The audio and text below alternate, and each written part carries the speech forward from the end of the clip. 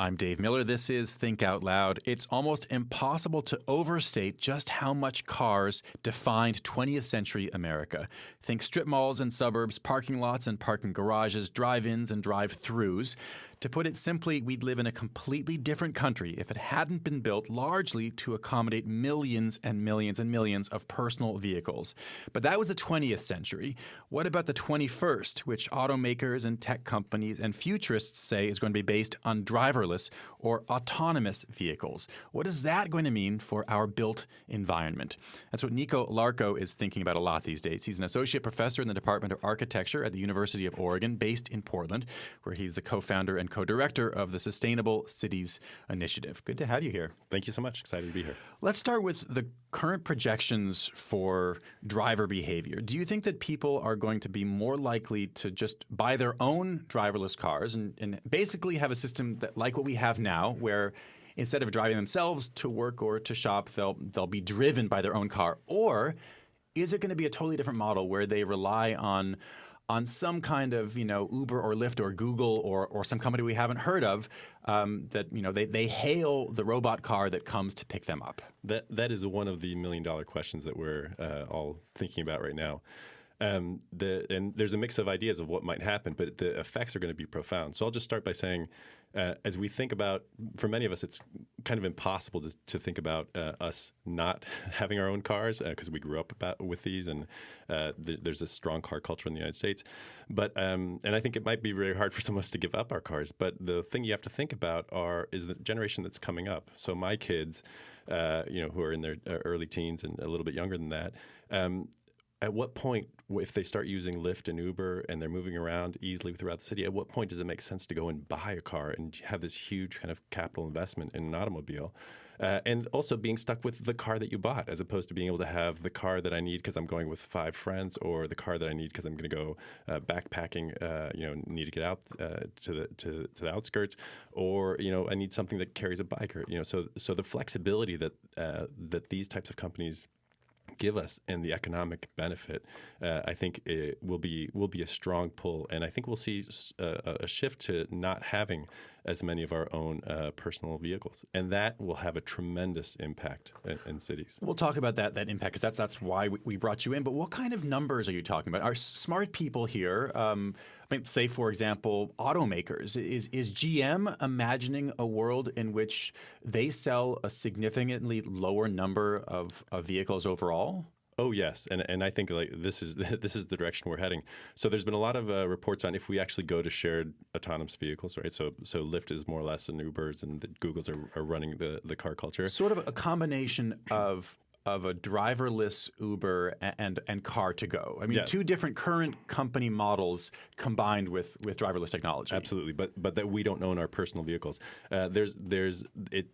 Studies that people are doing show a reduction of 90% of the amount of cars that we have in the country. 90% of the cars. I mean, so think about the impact that would have on the economy, on the huge auto manufacturers, and so the auto manufacturers are very aware of this.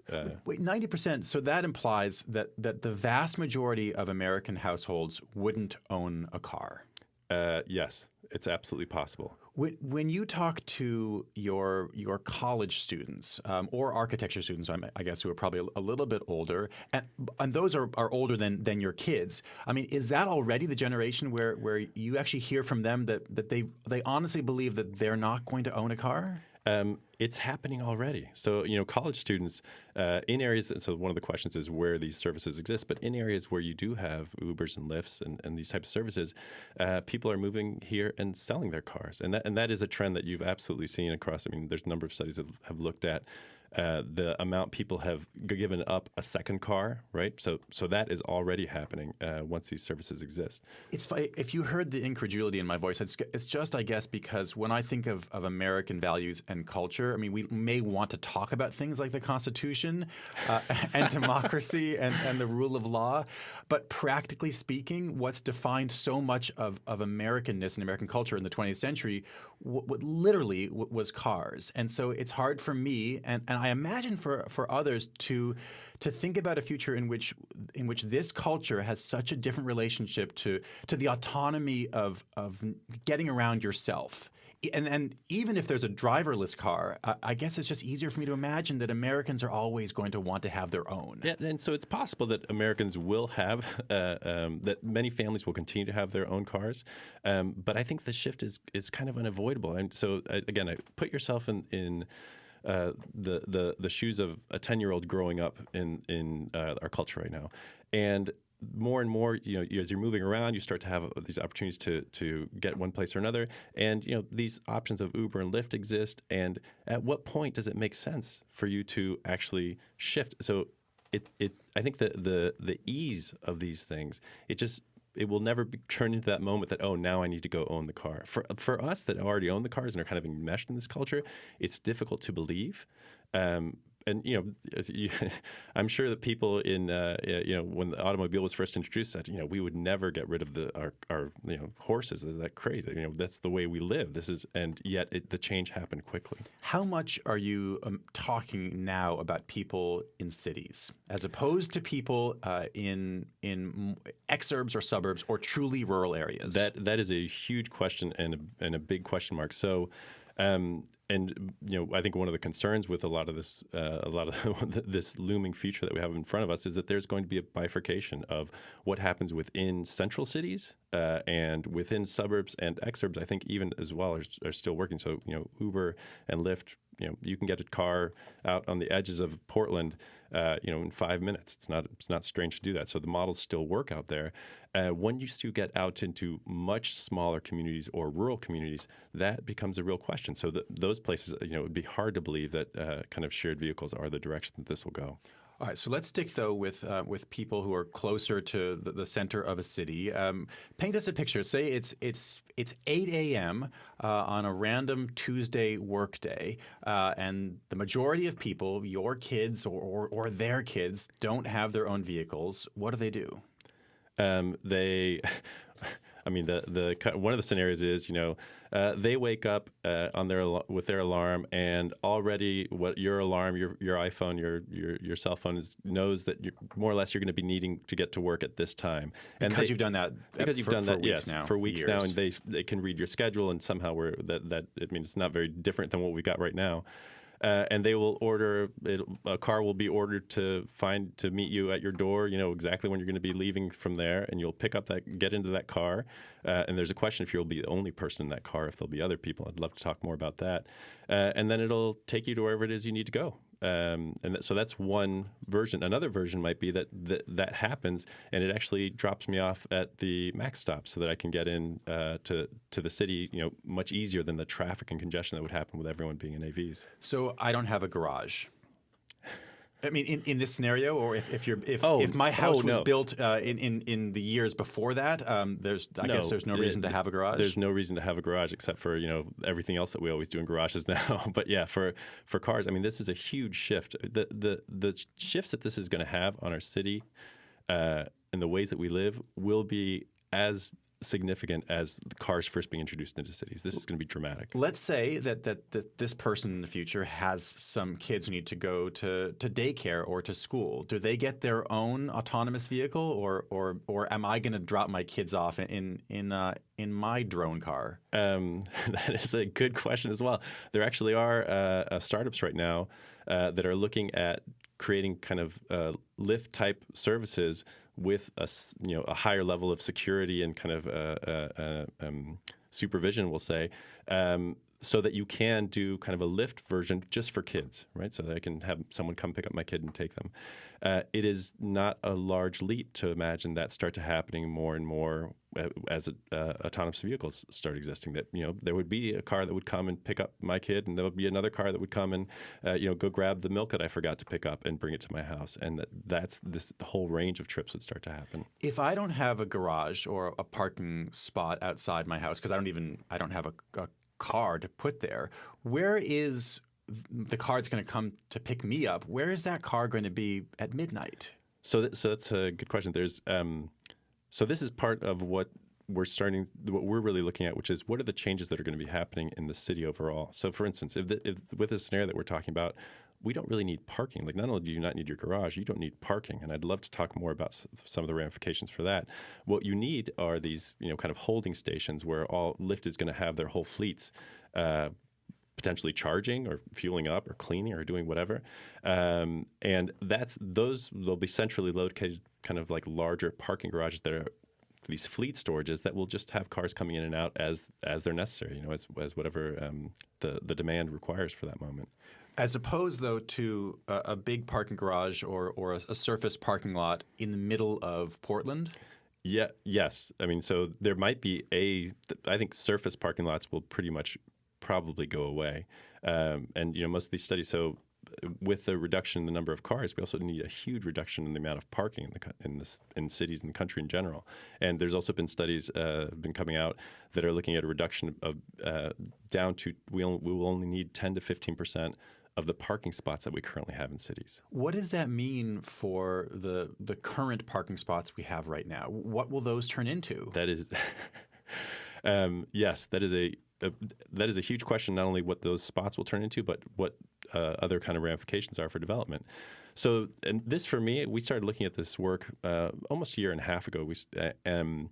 And at first, I thought this was kind of this futuristic, kind of fantasy land, but interesting science fiction type thing to be looking at. And the moment that it kind of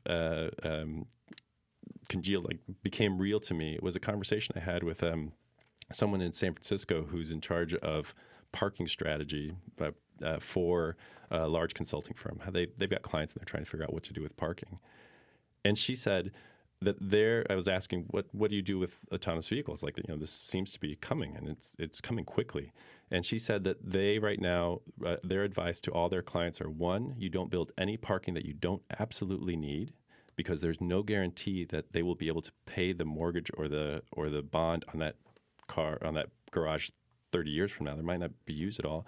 And anything you build should be flat slab, in other words, flat floors, and high floor-to-floor heights so that you could convert it into something else. And when she said that, for me, it all of a sudden became real of, oh, you are a very prominent consulting firm, and this is the advice you're giving your clients, because there's a calculable risk, for development in the future for them to be able to pay off their loans. Do you get the sense that, say, Target or Walmart are actually paying attention to that kind of consultant advice right now? If they're building a new store in 2017, are they actually putting in fewer parking spots than they might have put in 5 years ago? Well, I'd say probably not right now. And so we're in this funny catch-22, which is that our codes are still kind of codes. When we say of today, they're typically codes of yesterday. Already the parking standards that we have, and Donald Shoup has done a ton of work on this, talking about parking standards.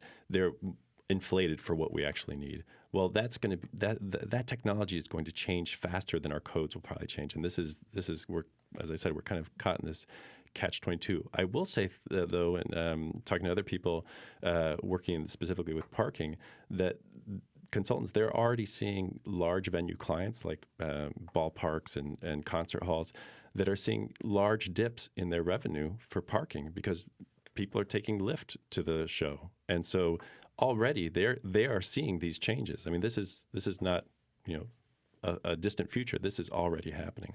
So what does that mean for where things can be? If part of the reason that you might put a huge arena far away because you need not just space for the arena but also for an enormous parking lot, if you don't have to have that kind of a big parking lot, are things going to be in different places? It is difficult to overstate the amount of changes in our built environment that will happen based on this change of parking, this no longer need for parking. So in inner cities, right, or even central cities, right? So the largest land use of any city, single land use around the country is parking, right? Usually somewhere between 19 to about 27, I think is the high-end percentage. All that all of a sudden becomes available land. Right, so you think about. You're saying we have more land used for parking than for houses or buildings right now? That is, yes, that is the largest single land use in the country is parking. And that Donald Shoup, again, is the person who's done a lot of work in this area. So if we're not going to use it if the majority of that land is no longer going to be used for parking, what do we do with it? So there's huge opportunities for redevelopment. And so let's talk for a minute downtown versus in suburban. In suburban areas, parking garages will be repurposed. Surface lots will be repurposed. Density can increase tremendously, because if you think about one of the limitations for how dense we can make buildings is not just our height limitations, but how much parking we have to provide. And that's a limitation both in height, the amount where we can build, but also in the feasibility of projects. Parking does not bring in money, right, compared to if we can build usable space. So that'll change the amount of density that we can have in areas. Now, this becomes even more dramatic as we look out into suburban areas. So take a typical strip mall out in suburbia. About half of the land of that strip mall is parking. All of a sudden, we don't need that anymore. I'm a developer owning this area out in suburbia. You're going to think, what else can I do with this, right? So you automatically start seeing, this kind of innate densification of suburbs, at least concentration of development. And if you think of suburbs, the only thing that really needs space under this new scenario is my yard, right? My house and my yard. In retail areas, in commercial areas of business parks, right? We no longer need this parking. There's no reason for us to be spread out. I mean, parking so much guides our development. That is a tremendous shift both in how development happens and also land valuation throughout the country. What about roads themselves? If you don't need to park on a street or a road, or don't need to do it as much as we do now, it seems like there's a lot of usable space that could be used for something different. Yes. So the one of the big questions with a lot of this work is how is our streets going to be redesigned? And there's a couple different things to think about. On the one hand, we have lane widths will be getting smaller, right? Because autonomous vehicle, the width that we have for lanes are obviously much wider than a car fits in right now, mostly because we're pretty bad drivers and we need space so that we don't run into each other. Well, with autonomous vehicles, we can actually have smaller lanes. Also, potentially, autonomous vehicles will be much more efficient, so we could actually have less lanes. So for people who are interested in sustainability, most of the work I do is in sustainability and urban design. For people who are interested in sustainability, this is a huge opportunity. One of the largest limitations to getting better cycling infrastructure, getting better pedestrian infrastructure, is the available right-of-way, the amount of space there is in the street, mostly because most of it goes to the car. If all of a sudden we do not need that for the travel lanes, we don't need it for parking, that opens up a whole lot of space that could be used for these other things. That's the first thing you've said that actually gets to the possibility that driverless cars could lead to a lower carbon footprint.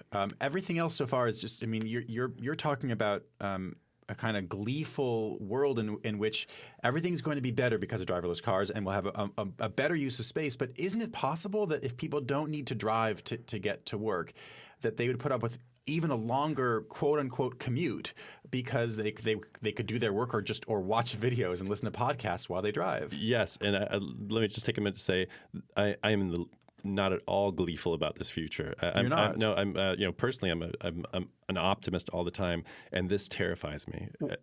I haven't been able to tell that from what you've been saying. It seems like you're saying this leads to more density, a better use of space, and fewer unimportant surface parking lots. Those are all the fantastic things. Those are the things that I'm excited about. What are the things you're scared about? And a little bit related to what you were just talking about. So there's So take it, for instance, let's assume that I live right now 20 minutes outside of the city, and I'm willing to deal with a 20-minute commute, with some traffic, and that's fine. All of a sudden, autonomous vehicles come about, and now, first of all, that 20-minute commute will actually get me further, right? So I could be living further away from the city. Because it's a more efficient system where the traffic isn't as bad. Well, yes. Or so some people are saying right now. Yes, yeah. The traffic might be worse, but in theory, the cars will be better able to maneuver through this. And I also don't have to drive.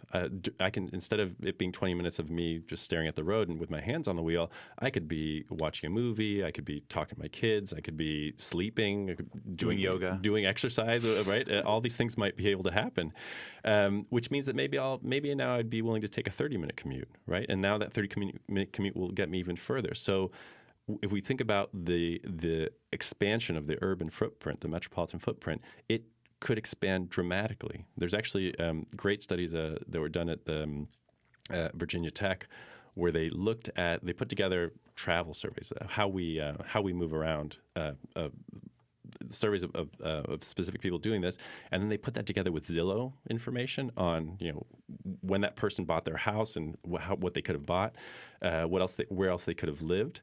And doing this large kind of study of this, what they found basically is that the entire metropolitan footprint just spreads out. In Oregon, we're very lucky to have urban growth boundaries that will be somewhat of a check on that. But if you look at Atlanta or Dallas or any large metropolitan area in the country, I mean, it could be the recipe for a horrible sprawl, like an increase in sprawl. We just have about 40 seconds left. How much are city planners all across the country actually grappling with everything you've just been talking about? Not enough. So when we started doing this research, we thought there would be all this work out there, and we would try to figure out what the gaps in knowledge are.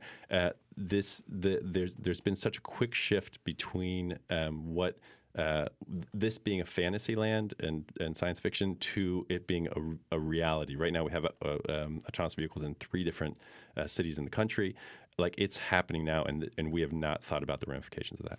Nico, I look forward to talking again. Thank you. Thank you. That's Nico Larco. He is an associate professor in the Department of Architecture at the University of Oregon, based in Portland, where he is the co-founder and co-director of the Sustainable Cities Initiative. Coming up after a break, we're going to sit down with Paige McKenzie, the star of the hit Sunshine Girl series on YouTube.